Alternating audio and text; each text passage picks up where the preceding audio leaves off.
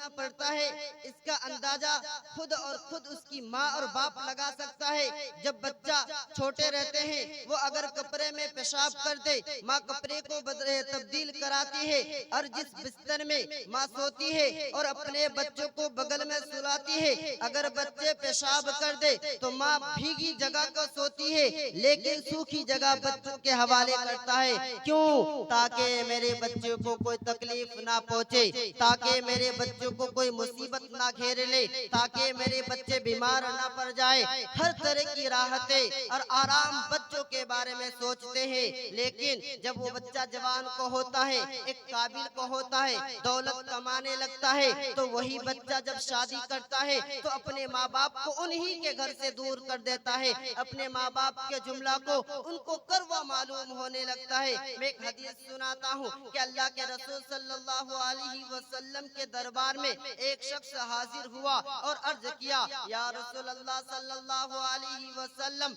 मेरे नजदीक मेरे ऊपर सबसे ज्यादा हुस्न सुलूक का किसका हक है? अल्लाह के रसूल सल्लल्लाहु अलैहि वसल्लम ने इरशाद फरमाया, तुम्हारी माँ। फिर उस शख्स ने पूछा, या रसूल अल्लाह, इसके बाद कौन है? तो अल्लाह के रसूल ने फरमाया, तेरी माँ। फिर उस शख्स ने पूछा, या रसूल अल्लाह सल्लल्लाहु अलैहि वसल्लम, इसके बाद कौन है? तो अल्लाह के रसूल सल्लल्लाहु अलैहि वसल्लम ने फरमाया, तेरी माँ। जब चौथी मर्तबा उस शख्स ने सवाल किया कि उसके बाद कौन है, तो अल्लाह के रसूल ने फरमाया, तेरा बाप। इस हदीस में गौर कीजिएगा कि अल्लाह तबारक व तआला के रसूल सल्लल्लाहु अलैहि वसल्लम ने 3 मर्तबा ताकीद फरमाया कि अपनी माँ के साथ हुस्न सुलूक करो, अपनी माँ के साथ हुस्न सुलूक करो, अपनी माँ के साथ हुस्न सुलूक करो। यहाँ 3 मर्तबा ताकीद क्यों फरमाया? मुफस्सिरीन और मुहद्दिसीन लिखते हैं कि 3 काम ऐसे हैं जो बाप नहीं कर सकता। 3 काम ऐसे हैं जो बाप नहीं कर सकता, वो माँ ही कर सकती है। एक काम ये है कि बच्चे को हमल के वक्त जब बच्चे को नोमा अपने पेट में रखती है तो उनके अंदर जो तकालीफ और जो दर्द होती है, उस दर्द का अंदाजा कोई मर्द नहीं लगा सकता। उसके बाद फरमाया, दूसरा काम ये है, वो हमल के वक्त जब बच्चा पैदा होता है, उस वक्त जो तकलीफ होती है, उस वक्त जो दर्द होती है, उस दर्द का अंदाजा एक औरत लगा सकती है, उसका बाप नहीं लगा सकता। इसलिए अल्लाह के रसूल ने फरमाया कि माँ के साथ 3 मरतबा फरमाया, ताकि इसलिए किया कि माँ के साथ हुस्न सुलूक करो। तीसरा काम फरमाया कि 2.5 साल तक या 2 साल तक बच्चों को दूध पिलाने के वक्त जो तकलीफें होती है, जो परेशानी होती है, माँ से बढ़कर कोई उसका एहसास नहीं कर सकता। इसलिए अल्लाह के रसूल ने 3 मरतबा फरमाया, अपनी माँ के साथ अच्छा बर्ताव करो, अपनी माँ के साथ अच्छा बर्ताव करो। लेकिन आज हम क्या कर रहे हैं? अपनी ही माँ को अपने घर से बेघर कर रहे हैं। 10 रुपया कमाने लग गए तो अपने माँ को दूर करे, बीवी की बातों को सुनकर अपने माँ को दूर करे। मैं आपको एक वाकया सुनाता हूँ।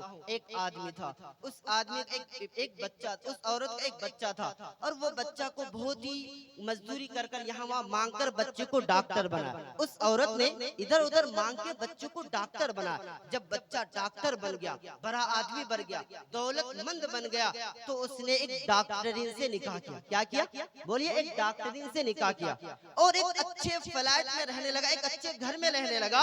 तो जब डॉक्टरीन की सहेलियां उससे मुलाकात करने के लिए आती थी तो कहती थी, ये बुढ़िया कौन है? मैं इनसे इंग्लिश में सवाल करता हूँ या इंग्लिश में हाल पूछता हूँ, ये बता नहीं पा रही है, ये अनपढ़ गवार कौन है जो आपके घर में? उस डॉक्टरीन को ये पसंद नहीं आया।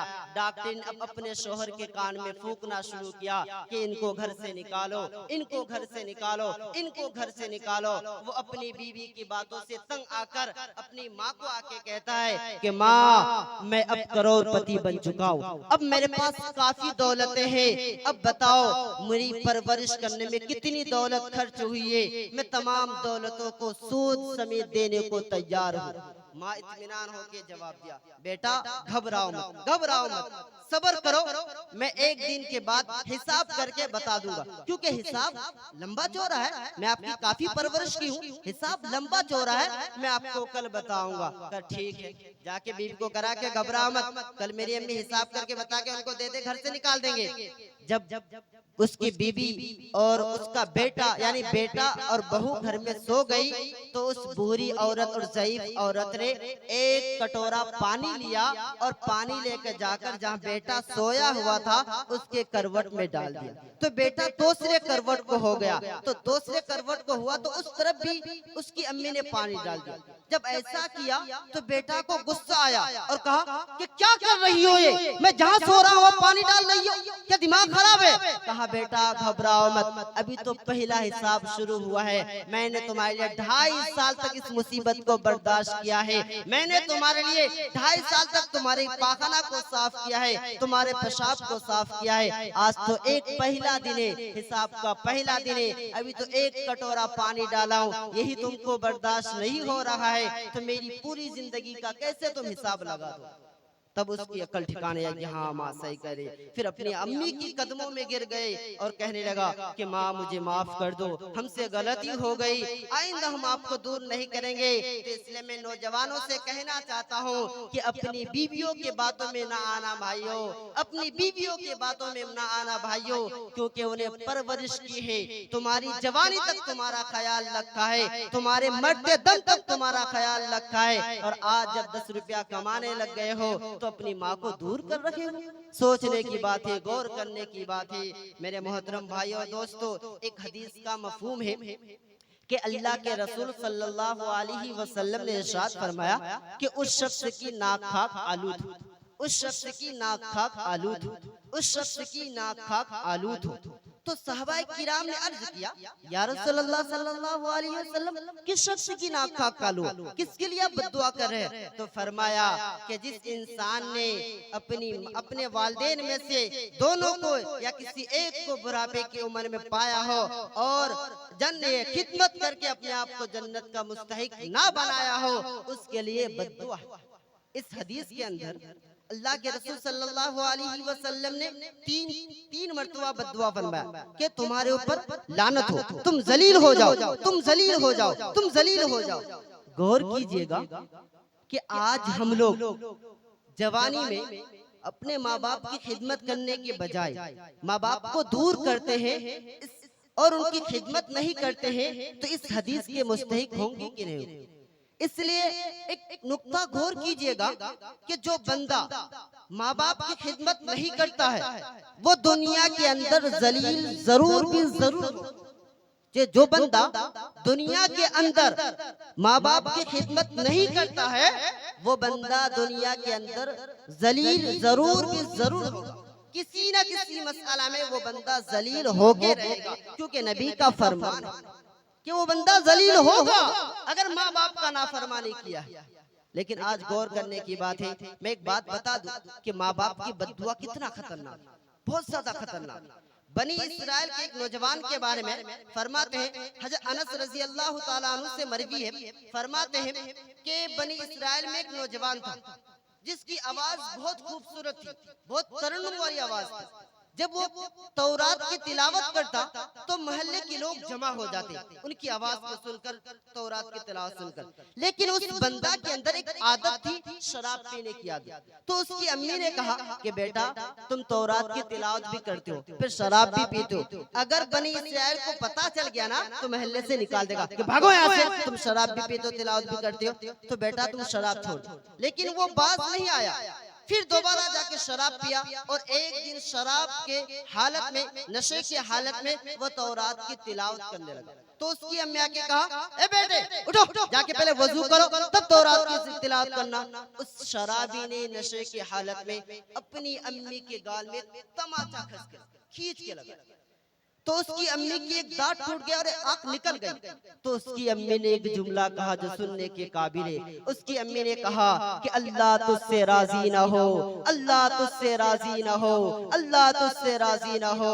जब सुबह हुआ और उस बंदे का नशा उतरा और माँ की हालत को देखा तो कसम खा उठा कि मैं आज घर छोड़ के जा रहा हूँ, कहीं जाके अल्लाह की इबादत करूंगा। और वो एक पहाड़ के ऊपर चला गया और 40 साल तक अल्लाह की इबादत की, 40 साल तक अल्लाह की इबादत की। और वो बंदा ज़ईफ और बूढ़े हो गए और आखिर में 40 साल के बाद अल्लाह के दरबार में हाथ उठाता है और कहता है, अल्लाह अगर मुझे माफ कर दिया तो बता दीजिए। ऊपर से आवाज आती है कि तुम्हारी माँ की रजा में हमारी रजामंदी है, तुम्हारी माँ की रजा में हमारी रजामंदी है, तुम्हारी माँ की रजा में हमारी रजामंदी है। आज सोचे और गौर करे कि हम लोग हर अक्सर इंसान माँ बाप के दिल को दुखाए रखे हैं, माँ बाप को जुल्म, माँ बाप के ऊपर जुल्म सितम कर रहे हैं, माँ बाप को घर से बेघर कर रहे हैं। बताइए हमने कितने हदीसों को ठुकराए हैं, हमने कितने सुन्नतों का जनाजा निकाले हैं कि माँ बाप के साथ नाफरमानी कर रहे हैं। बल्कि हदीस से कि अल्लाह के रसूल सल्लल्लाहु अलैहि वसल्लम ने इरशाद फरमाया कि वालिदैन की रजामंदी अल्लाह की रजामंदी है और वालिदैन की नाराजगी अल्लाह की नाराजगी है। अब सोचे उस बंदा ने 40 साल तक इबादत की, उनकी इबादत बेकार हो गई, बर्बाद हो गई, जाये हो गई, सिर्फ एक जुमला के वजह से, सिर्फ एक जुमला के वजह से। वो जुमला ये है कि उन्होंने माँ के दिल को तोड़ रखा था, उन्होंने माँ को नाराज कर रखा था। मेरे मोहतरम भाइयों दोस्तों, सोचने की बात है कि उनकी 40 साल की इबादतें यूं ही बर्बाद हो गई सिर्फ एक नाराजगी की वजह से। और आज हम लोग हर दिन माँ बाप को नाराज करते हैं, आज हम लोग हर जुमले में माँ बाप को नाराज करते हैं, तो फिर हमारा क्या हाल होगा, हमारा क्या हश्र होगा। हम सोचे गौर करें कि हम लोगों की जिंदगी कहाँ जा रही है, हम नबी के किरदार को फॉलो क्यों नहीं कर रहे हैं। मेरे मोहतरम भाइयों और दोस्तों, गौर करने की बात है और सोचने की बात है कि उनकी 40 साल की इबादत यूं ही बर्बाद हो गई। और हम लोग की तो उम्र ही 40 साल है, बस 40 साल हम लोग इबादत कहाँ कर सकते हैं। 40 साल की उम्र ही है, उसमें तो कई साल नमाज ही नहीं अदा करते, कुछ साल नमाज अदा करते वो भी हम माँ बाप को नाराज करके बर्बाद कर देते। इसलिए हम लोग अहद करें माँ बाप को नाराज नहीं करेंगे ना, इंशाअल्लाह, इंशाअल्लाह। हाथ उठा के बोले नहीं करेंगे इंशाअल्लाह, इंशाअल्लाह। अब आखिरी में 2 मिनट में मेरी बातों को सुन लीजिए। अब अगर किसी बंदे से माँ बाप की नाराजगी हो जाए, उसको एहसास हो जाए कि यार मेरे हमसे माँ बाप नाराज है, तो उसको करना क्या है? 2 काम है। पहला काम ये है कि अगर माँ बाप जिंदा है तो अभी जाकर, कल सुबह जाकर कदमों में गिर जाना और माफी मांगना। माँ से माफी मांगने में माँ से माफी मांगने में कोई बुराई नहीं है। अगर माँ को मोहब्बत की निगाहों से एक मर्तबा देख ले तो उसको हजे मबरूर का सवाब होता। सुभान अल्लाह। इसलिए अगर माँ जिंदा है, बाप जिंदा है, उनके सामने जाकर आजीजी के साथ, नदामत के साथ जाके हाथ जोड़ के माफी मांगे, अम्मी अब्बू हमसे गलती हो गई, हमें माफ कर दीजिए, हमने नादानी में, बेवकूफी में आपको नाराज कर बैठा, हमें माफ कर दीजिए, वरना अल्लाह हमसे राजी नहीं होगा, वरना हमसे अल्लाह राजी नहीं होगा। और अगर जिसकी माँ दुनिया में नहीं है, दुनिया से गुजर चुकी है और उसको एहसास है कि माँ का दिल दुखा रखा है, तो उसको चाहिए कि अपने माँ के नाम से सदकात करे, सदकात करे। और सदकात करने का सबसे जो आसान तरीका है सदकाए जारिया,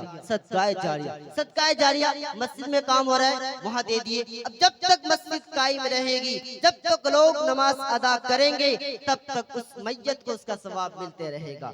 इसलिए मेरे मोहतरम भाई दोस्तों, हम सबके लिए जरूरी है कि हम लोग अपनी अब्बू अम्मी के लिए दुआ करेंगे। अगर दिल दुखाए तो उससे माफी मांगेंगे ना, इंशाअल्लाह ताला। अल्लाह ताला हम सबों को कहने सुनने से ज्यादा अमल करने की तौफीक अता फरमाए। आमीन सुम्मा आमीन या रब्बल आलमीन।